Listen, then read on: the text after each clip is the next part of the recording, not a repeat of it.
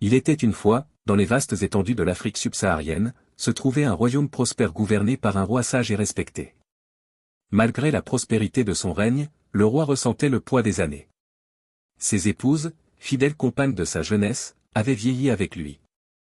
Désireux de ressentir à nouveau l'ivresse de la jeunesse et de revitaliser son cœur vieillissant, il décida qu'il était temps de prendre une nouvelle épouse.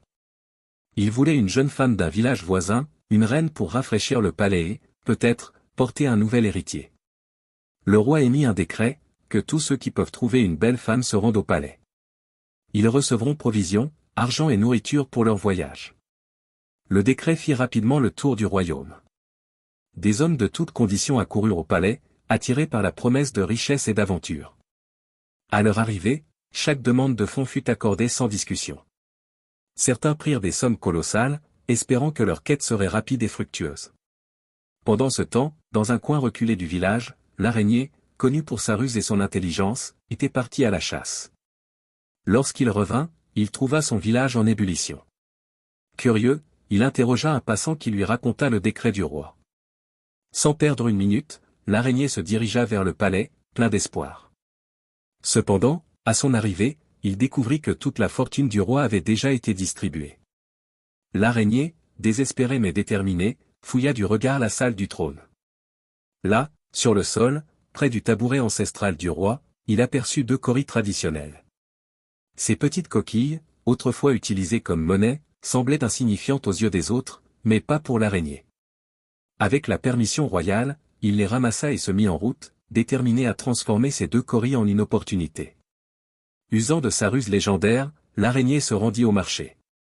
Il y acheta 2 boules d'acassa, une délicieuse spécialité locale, avec ses 2 cauris. À la nuit tombante, il chercha un endroit pour passer la nuit. Il trouva refuge chez un éleveur de volailles, un homme humble mais hospitalier. L'araignée, toujours stratège, laissa les boules d'acassa à l'air libre, sachant que les poules, attirées par l'odeur, les mangeraient pendant la nuit. Le lendemain matin, l'araignée fit grand bruit, accusant les poules de son hôte d'avoir dévoré les boules d'acassa que, prétendait-il, le roi lui avait confiées pour le voyage. Pris de panique à l'idée de devoir rendre des comptes au roi, l'éleveur supplia l'araignée d'accepter une poule en dédommagement. L'araignée, feignant la réticence, accepta finalement l'offre. Avec la poule sous le bras, l'araignée se mit en route vers le prochain village. Là, il rencontra un berger qui, impressionné par la poule, accepta de l'échanger contre un bélier, car l'araignée lui a convaincu qu'il s'agissait d'une poule porte-bonheur pour berger. L'araignée, satisfait de l'échange, continua son voyage avec son nouveau compagnon. Poursuivant son périple, l'araignée arriva dans une autre contrée où il trouva un fermier possédant plusieurs vaches. En louant les qualités du bélier, il réussit à convaincre le fermier de l'échanger contre une vache. Le fermier, séduit par l'éloquence de l'araignée, accepta l'échange. L'araignée, toujours aussi rusée, savait que chaque pas le rapprochait de son objectif. Avec la vache, l'araignée continua son voyage. Un jour, il arriva dans un village où un riche propriétaire cherchait une vache pour agrandir son troupeau. L'araignée proposa sa vache en échange d'un cheval. Le propriétaire, désireux d'acquérir une nouvelle vache, accepta l'offre. L'araignée, maintenant fier propriétaire d'un cheval, pouvait voyager plus rapidement et se présenter de manière plus noble. Au cours de son voyage, l'araignée croisa une foule en deuil, transportant le corps d'une jeune fille d'une beauté exceptionnelle vers sa dernière demeure. Intrigué, l'araignée s'approcha et engagea la conversation avec la famille endeuillée. Avec sa verve habituelle, il réussit à convaincre la famille de lui céder le corps de la fille en échange de son cheval. La famille, voyant là une opportunité d'offrir un dernier hommage à leur fille, accepta l'échange. La nuit suivante, l'araignée arriva chez une famille nombreuse possédant 10 filles. Il demanda l'hospitalité, se présentant comme un père fatigué voyageant avec sa fille épuisée. La famille, généreuse, accepta de les accueillir. L'araignée fit coucher le cadavre parmi les autres jeunes filles, prétextant qu'elle était trop fatiguée pour se joindre aux festivités de la soirée. Au matin, toutes les filles de la maison se réveillèrent sauf celle de l'araignée. Simulant le choc et la douleur, il accusa les filles de son hôte d'avoir étouffé sa fille, l'épouse promise au roi.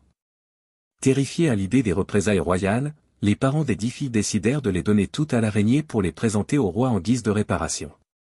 Triomphant, l'araignée retourna au palais avec non pas une, mais 10 jeunes femmes. Les autres quêteurs, rentrant les mains vides, furent stupéfaits de son succès. Le roi, impressionné par son exploit, nomma l'araignée sage du village. Sa ruse et son ingéniosité avaient payé, et il était désormais au sommet de sa gloire. Cependant, grisé par sa montée en puissance, l'araignée se laissa corrompre. Au lieu de juger avec intégrité, il se mit à accepter des pots de vin et à favoriser ses amis. Sa malhonnêteté ébranla la réputation du roi, semant la méfiance et le mécontentement parmi le peuple. Finalement, sa corruption fut découverte, et il fut destitué de son poste et banni du village. L'histoire de l'araignée nous enseigne que l'intelligence et la ruse peuvent vous mener au sommet, mais seule l'intégrité vous y maintiendra. La ruse de l'araignée lui a permis d'atteindre des sommets inespérés, mais sa corruption a précipité sa chute. L'intégrité et l'honnêteté sont les véritables piliers d'un succès durable.